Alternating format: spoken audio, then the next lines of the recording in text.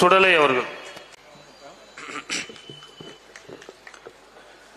மானமும் அறிவும் மனிதர்க்கு அழகென்று, மானமும் அறிவும் மனிதர்க்கு அழகென்று சொல்லில் மட்டும் சொல்லிவிட்டு செயலில் துளியும் தொடர்பில்லாத வெங்காயங்களையெல்லாம் தோலுரித்து தொங்க விட்டுவிட்டு ஈரோடை மண்ணில் சீரோடும் சிறப்போடும் களமாடி வருகின்ற என்னுயிர் அண்ணன் செந்தமிழன் சீமானின் தங்கை மாக்கி சீதாலட்சுமி அவர்களுக்கு ஒளிவாங்கி சின்னத்தில் வாக்குகளை கேட்டு வழிதாங்கி வந்திருக்கின்ற இனத்தின் மக்கள் யாவருக்கும் வணக்கம்.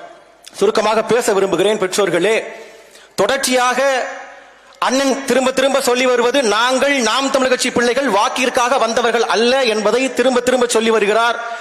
இரண்டே இரண்டு உதாரணங்கள் தான். கடந்த காலத்தில் சிங்கத்தின் குகைக்குள்ளேயே சென்று பிடரிமயிற்றை பிடித்து பில்டால் அடிப்பதை போல அறிவாலயத்தின் ஆளுகைக்குள் சென்று நீ கருணாநிதியின் பேனா சிலையை வைத்தால் நாங்கள் வருவோம், கட்டாயம் நாங்கள் இடிப்போம் என்று வாக்குகளை தாண்டி சமரசம் இல்லாமல் சொல்லுகின்ற துணிச்சல் இந்த மண்ணில் ஒரே ஒருவனுக்குத்தான் உண்டு, என்னுயிர் அண்ணன் செந்தமிழன் சீமா.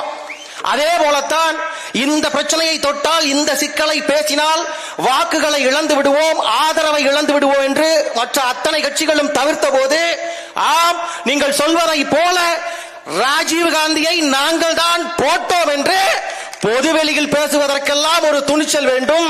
அதன் தொடர்ச்சியாகத்தான் பெரியாரை பற்றி அவதூறாக பேசிவிட்டார் அண்ணன் சீமான் என்று தொடர்ச்சியாக 200 ரூபாய் இணைய ஊப்பிகளும் திடல் திண்ணிகளும் ஒட்டுண்ணிகளும் சொல்லி வருகிறார்கள்.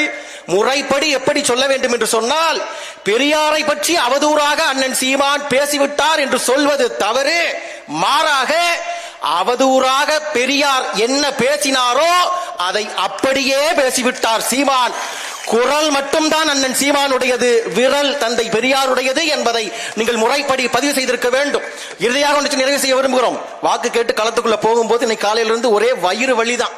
போய் ஒரு ஐயாட்ட வாக்கு கேட்கிறோம். அவர் சொல்றாரு, தம்பி நீங்க நாம் தமிழர் கட்சியா?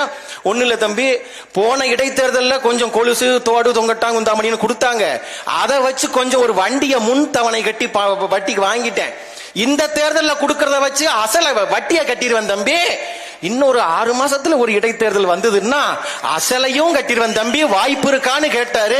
பக்கத்துல ஒரு ஐயா தான் சொன்னாரு, எல்லாம் அல்ல ஏக இறைவனின் அருளால் அது நடந்து விடட்டும் போக அப்படின்னு சொன்னாரு. அந்த வரிசையில் பெற்றோர்களே, பெரியோர்களே, அக்கா சீதாலட்சுமி வென்றால் என்ன நடந்துவிட போகிறது என்று ஒரே ஒரு உறுப்பினர் வந்துவிட்டால் சாராய கடையை பூட்டி விடுவீர்களா?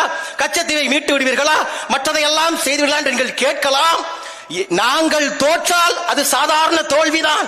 ஆனால் நாங்கள் வென்றுவிட்டால் ஆளுங்கட்சிக்கு அதை போன்ற ஒரு தோல்வி கட்டாயம் இல்லை. எனவே இந்த வெற்றி தேவைப்படுகிறது. மீண்டும் ஒரு முறை பதிவு செய்து விடைபெற விரும்புகிறேன். நாங்கள் நாம் தமிழர் கட்சி பிள்ளைகள், சீமானின் தம்பி தங்கைகள், வாக்குகளுக்காக வந்தவர்கள் அல்ல.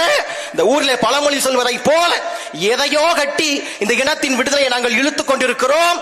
வந்தால் மழை, போனால் கருணாநிதி என்று தூக்கி போட்டுவிட்டு செல்லக்கூடிய பிள்ளைகள்.